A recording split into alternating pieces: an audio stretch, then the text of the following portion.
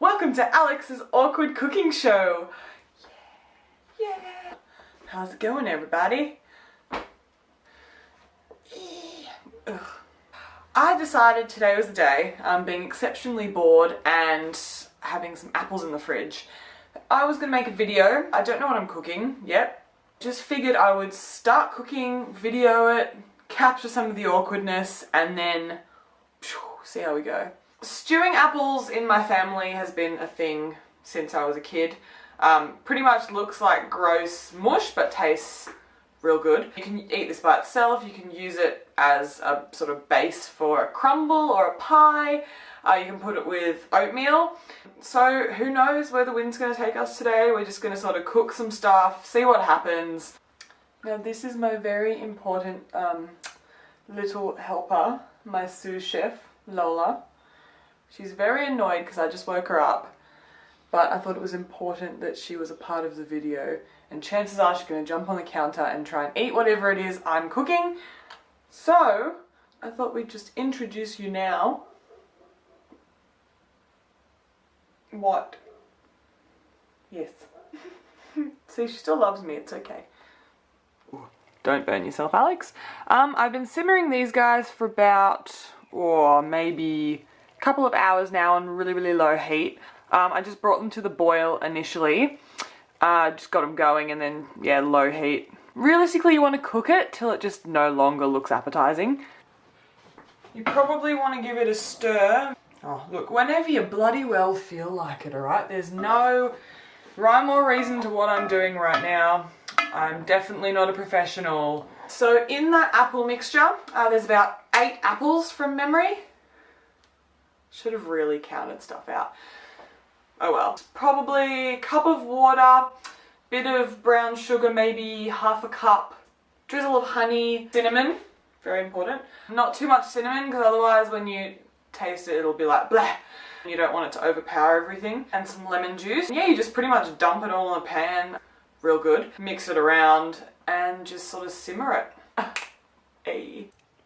Alright guys, I've simmered it with the lid off for the last and final sort of, I don't know, half an hour. You want a little bit of moisture in there, just while it's cooking in whatever it is. Whether it's a pie or a crumble, you just want everything to stay nice and moist. I put some sultanas in, and it's looking pretty good. Alright, so I think I'm going to make a crumble. Ash.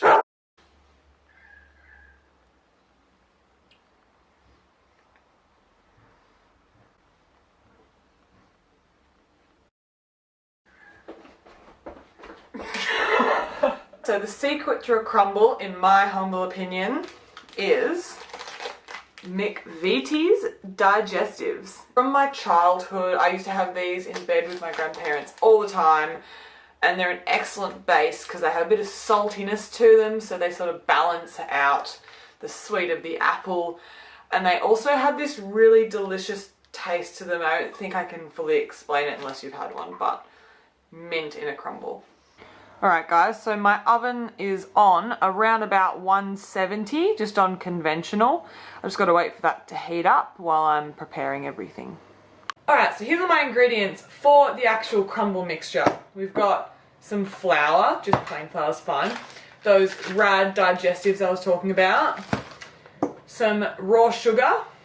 Some melted butter. Probably like, normally I do a fair bit. But because I'm doing baby ramekin, maybe a teaspoon would be fine. Some honey. Alright guys, so I'm going to start by chopping up some McVitie's digestives. Now you don't want to completely chop them, okay, so half chunky, half... What's the opposite of chunky? So what I'll probably do is make a bulk lot up, put some in the fridge, and then, you know, tonight when my fiance Brendan gets home and he goes, "You made crumble," flips out, I can just make them really quickly then. I put all this crumbage into here. Ooh. And try and not drop the knife on the floor or onto my foot, that might be good. So professional, oh my god. You want to just get some flour, a tablespoon in there, like so, maybe a tablespoon and a half, like so.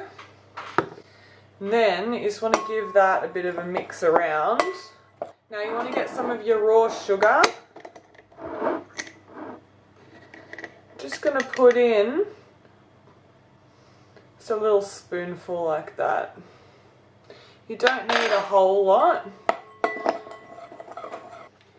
Now what you want to do next is get that melted butter. 1, 2,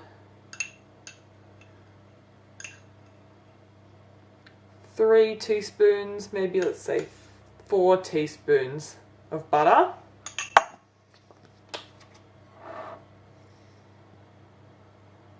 Just a little drizzle of honey. And then you want to give it a mix. Now after those 3 teaspoons of butter, this is what your mix should be looking like. Now I'll probably add a tiny bit more butter. Really the consistency you're aiming for is all of those dry pieces have a little tiny bit of butter on them. Now I just like to give it a bit of a mush, it's a technical term.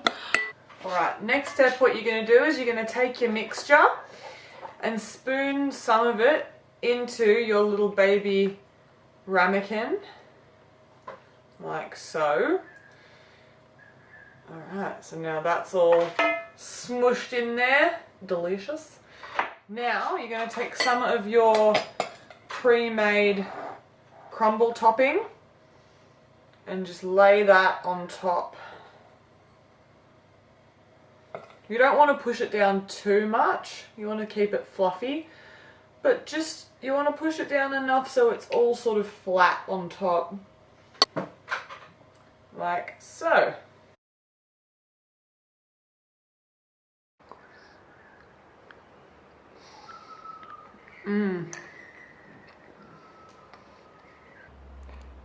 Can confirm, bloody delicious. Bye.